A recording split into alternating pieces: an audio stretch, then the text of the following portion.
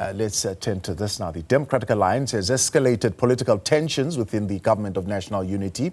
On Saturday, the party declared a formal dispute with the GNU partner, the ANC. DA leader John Steenhuisen has called on the ANC and President Cyril Ramaphosa to stop making unilateral decisions. He adds that no party in the GNU should be considered superior to the others. Steenhuisen's remarks come barely 3 days after Ramaphosa signed the Expropriation Bill into law. Nasiphi filed this report.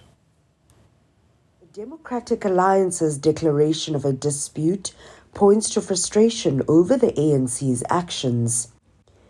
It's accused the once governing party of sidestepping the principles agreed upon in the GNU's Statement on Intent.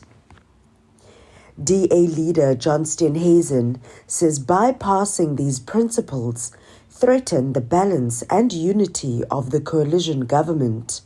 Any coalition is founded on an agreement. Is that had we had the opportunity to sit around the table and have the discussion, one of the options would be quite easy to send the bill back to Parliament, to use the majority that the GNU has to fix those problems and pass it within a month or two. And the President had the power to do that, and yet it was decided to just simply push ahead. And I think that it would have been far more constructive had we done it that way. Nevertheless, we must now have a reset in the relations that needs to move towards genuine power sharing if the coalition is to last the distance.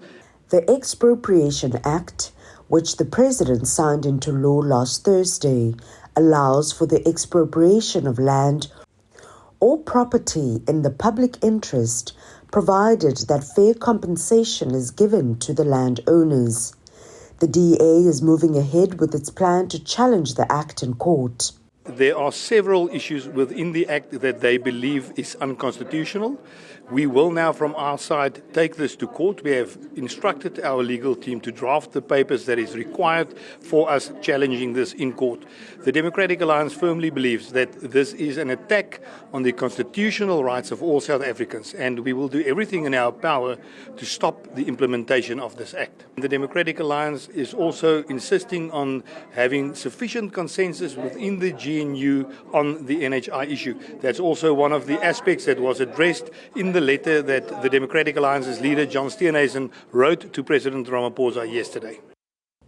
The Minister of Public Works, Dean McPherson, a member of the DA, now faces a difficult dilemma. He will have to ensure the implementation of the Expropriation Act.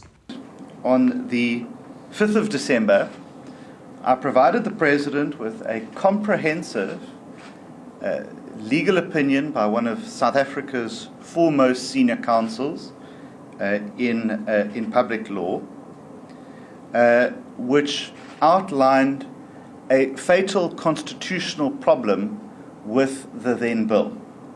On the 21st of January, I received a letter from the President to simply say that after careful consideration, the bill meets constitutional muster.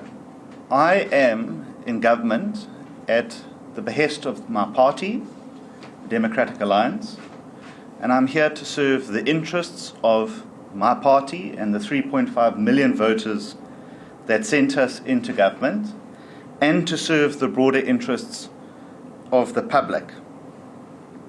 And one of my priorities is to always ensure that the Constitution is upheld, respected, and implemented.